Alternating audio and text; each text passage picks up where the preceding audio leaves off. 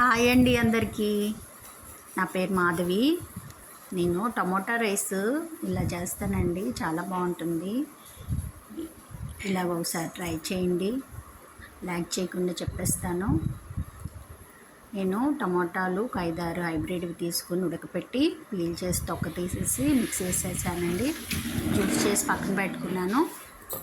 తర్వాత ఒక ఉల్లిపాయ పొడవుగా కోసి పెట్టుకున్నాను, పచ్చిమిర్చి చీలికలు, కొంచెం క్యారెట్ తురిమేస్తే బాగుంటుందండి, అది కొద్దిగా తురిమి పెట్టుకున్నాను. ఒక స్పూన్ అల్లం వెల్లుల్లి పేస్ట్ వేసాను.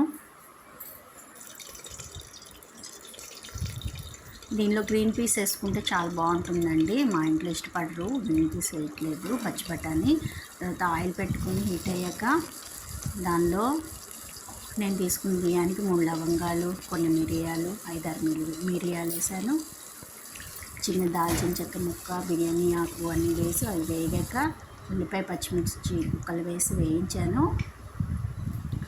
వేగాక 1 టీ స్పూన్ అల్లం వెల్లుల్లి పేస్టు, క్యారెట్ తురిమేసి వేయించి, ఒక 1/2 టీ స్పూన్ ధనియాల పొడి, కారం కొంచెం వేసేసి లైట్గా ఫ్రై చేసుకుని దానిలో మనం బియ్యం, ఈ డబ్బాతో 2 డబ్బాలు బియ్యం తీసి ముందుగానే 1/2 అవర్ ముందే కడిగి నానబెట్టానండి.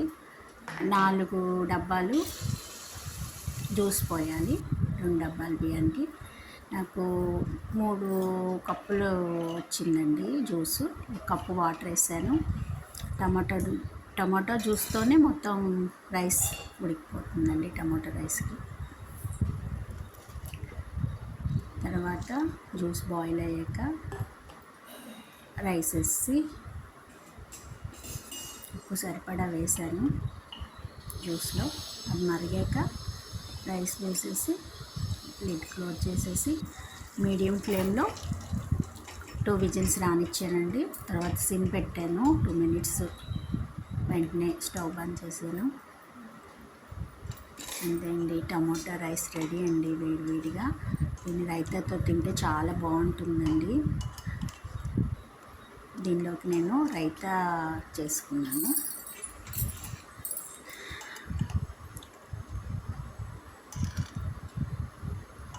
ఇలా ట్రై చేసి చూడండి, టమోటా రైస్ చాలా బాగుంటుంది.